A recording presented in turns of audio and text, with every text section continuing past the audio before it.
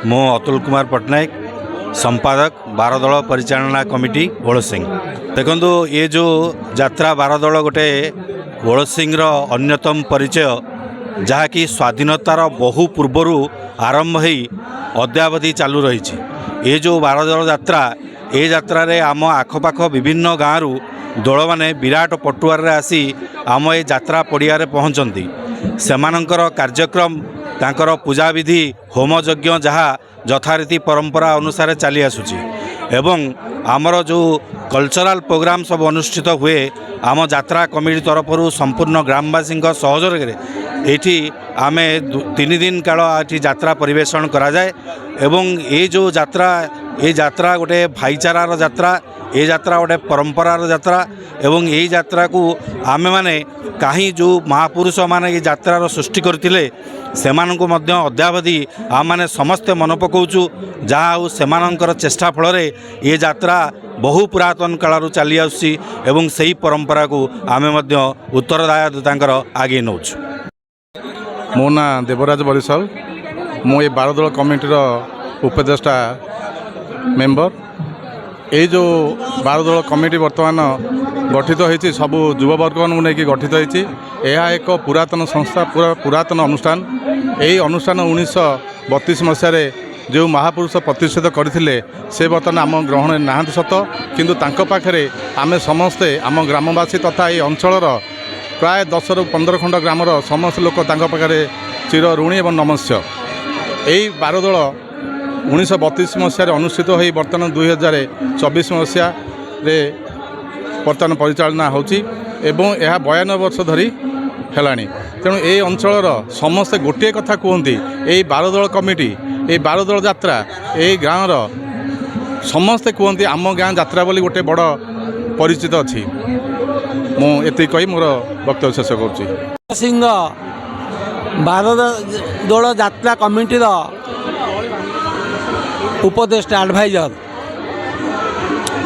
आमर ओलसिंह ग्राम एक ऐतिह्य कलाकार संस्कृति संपन्न ग्राम अटे। खोर्धा जिले में प्राय दीर्घ दिन धरी यही 12 दल यात्रा अनुष्ठित होई सुरुखुरुरे अद्यावधि चली आसुअछि। पूर्व परंपरा अनुसार आमर थानापति गिरिधारी देव श्री श्री गिरिधारी देव तांकर स्थान को आसवा परे विभिन्न पड़ोसी ग्रामर ठाकुर माने यही यात्रा पड़िया उपस्थित हुंती एवं तांको यथाविधि परंपरा मुताबक कार्य समापन करा जाए।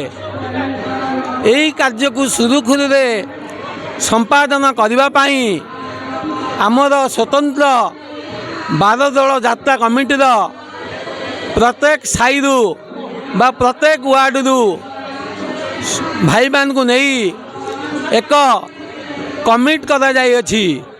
से कमिटी रे ग्रामर समस्त व्यक्ति समस्त भाई मान उपस्थिति रे सभापति संपादक नियुक्त होता जी कि बहुत मोना श्री प्रेमानंद परिडा 12 दल यात्रा कमिटीर सभापति।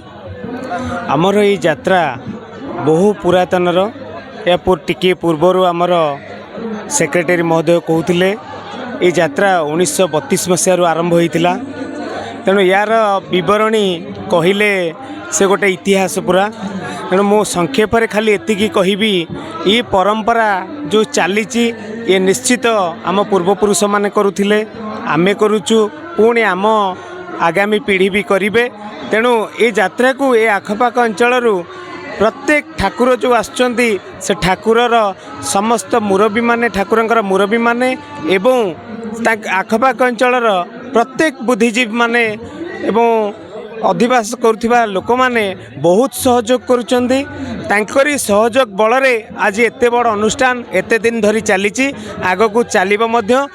ଆପଣଙ୍କ টিভি সোশিয়াল মিডিয়া মাধ্যমে মু এতিকি নিবেদন করিবি এ আখপাখ অঞ্চলর সমস্ত বুদ্ধিজীবী মানুষ এবং আমার বন্ধুবান্ধব পরিবার বর্গ মানুষ আসন্তু আমি সমস্তে মিলিমিশি এই যাত্রা আপনার এ পুরাতন পরম্পরা আপনার আসন্তু আম হাতরে হাত মিলাই সমস্তে এই কার্যক্রমকে কেমতি সুচারু রূপে তুলেইবা আম পূর্বপুরুষ মানুষ মনে পকাই এতিকি কহি মু বক্তব্য